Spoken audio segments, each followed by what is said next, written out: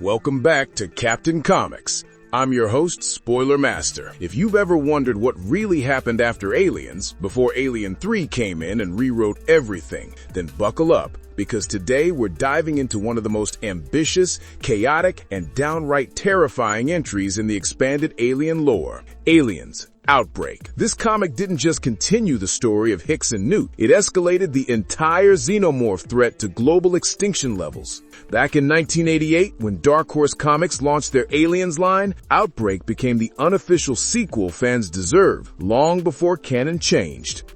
The story is massive, it's brutal, it's weirdly spiritual, and it ends in absolute apocalypse. So let's break it all down, step by horrifying step. Nightmares, isolation, and a broken Earth. 10 years after Hadley's hope went up in a nuclear fireball, Earth isn't doing any better. Newt is locked inside the Fieldcrest home, a psychiatric institution, reliving LV-426 in her nightmares. Hicks, promoted to sergeant, is still in the Colonial Marines, but pretty much everyone sees him as damaged goods. Rumors say he's carrying a xenomorph infection, and months of quarantine have left him with a reputation no soldier wants. Both of them are haunted, both of them are traumatized, and both of them are desperately trying to survive in a world that doesn't understand what they went through. Hicks's life takes a sharp turn when he's summoned by a superior named Perkins.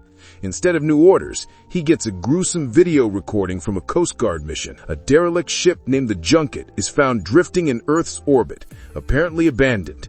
A probe goes in, and what it finds is the stuff of nightmares. Bodies, acid holes, the words "kill us all" smeared in blood. And then, movement. An alien was alive on board. When the probe brings the creature back to the Coast Guard ship, everything goes straight to hell. The recording ends with the ship completely destroyed. No survivors. That alone would be terrifying enough. But meanwhile on Earth, a preacher is conducting religious broadcasts for something called the Church of Immaculate Incubation, while admiring a projection of a xenomorph like it's holy scripture. Yeah, the cult angle is real, and it's about to get worse. The mission to the homeworld. Hicks gets called to meet Colonel Stevens and the mysterious Dr. Orana. They show him the Junket's flight path and claim it can lead them straight to the Xenomorph homeworld. Their goal? Capture a live specimen. Hicks's reaction? Absolutely not. He wants firepower, not pet samples. He even loads up the ship, the Benedict, with plasma rifles, until Colonel Stevens orders them removed. The mission is supposed to be scientific, not an all-out war. Meanwhile, Newt faces something far worse than isolation. Doctors at Fieldcrest decide she needs brain surgery. Not optional, not voluntary, just scheduled. Her protests don't matter. She's told it's drastic measures, but it's really a sign of how little humanity she has left around her. Hicks refuses to leave her behind. With less than half a day before departure, he breaks into the psychiatric facility, threatens his way to the 40th floor, and rescues Newt in one of the most reckless yet heroic moments of the comic. They blow open a wall, leap out of the skyscraper, and board a rescue craft waiting below. Hicks smuggles Newt onto the Benedict and puts her in hypersleep. Whatever lies ahead, he's not letting her face it alone. Corporate monsters and real monsters. While Hicks tries to save one life, corporations are playing God with thousands. A cargo pilot from the Junket survived, but he's impregnated with a chest burster and now held at a shady bionational facility. Executives and scientists are observing his slow, painful transformation like it's a reality show. One even suggests telling the poor man about his impending fate for the study. It's cold, cruel, and deeply disturbing. The corporate world has also hired Patrick Massey, a mercenary with no moral compass. His loyalty is proven by the casual, horrifying murder of his own family after a classified message reached the wrong inbox. He's given a new mission: hijack the Benedict, capture xenomorphs, and leave no survivors. While all this unfolds, Dr. Orana studies a new phenomenon affecting people near a specific region: recurring telepathic visions of xenomorphs. His theory? The aliens might communicate psychically, and humans nearby are picking up the signal. Not terrifying at all. Sabotage and betrayal in space. As the Benedict heads toward the Xenomorph homeworld, a mysterious broadcast is detected on board. Crewman Benson investigates, only to be ambushed, stabbed, and ejected out of an airlock. The culprit turns out to be Colonel Stevens himself. He's secretly working with Massey. Massey's ship intercepts the Benedict. Stevens tries to act tough, but Massey kills him instantly, because why keep a traitor around after he's served his purpose? Hicks is captured, tied up, and forced to watch as Massey sets up the real horror. All the Colonial Marines on the mission, except Hicks, were synthetics. They're meant to be sent down to the Xenomorph homeworld unarmed as bait, disposable troops for a suicidal operation. Down on the surface, the android Marines are hunted brutally. Many are killed, others dragged into the hive. Only a handful survive long enough to regroup. Up on the ship, Newt escapes hypersleep just in time. She outsmarts Massey, frees Hicks, and even helps kill the mercenary. Together, they seize back control of the Benedict and head down to rescue whoever's left alive.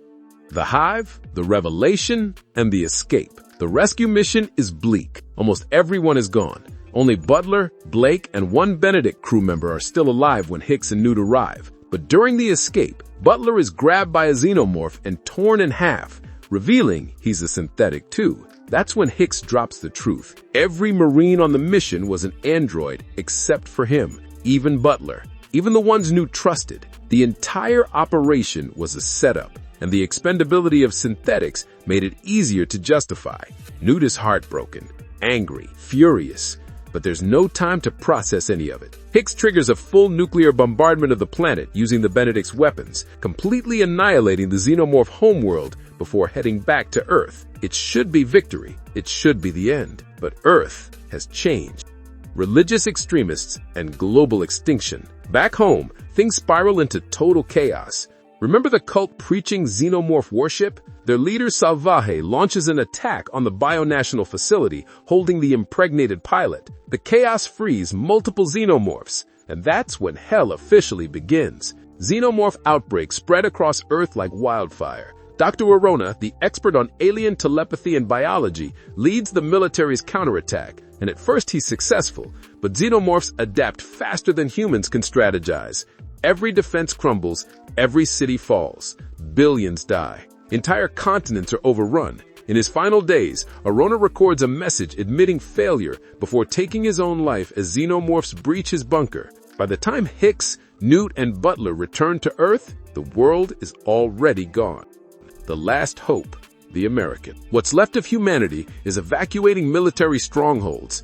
Hicks and Newt land in one of the last safe zones, only to find it moments from being abandoned. Millions of civilians are being left behind to die. It's one of the bleakest images in alien lore. Their only escape is stowing away aboard an automated cargo ship called the American, which is pre-programmed to rendezvous with surviving military units at an unknown location.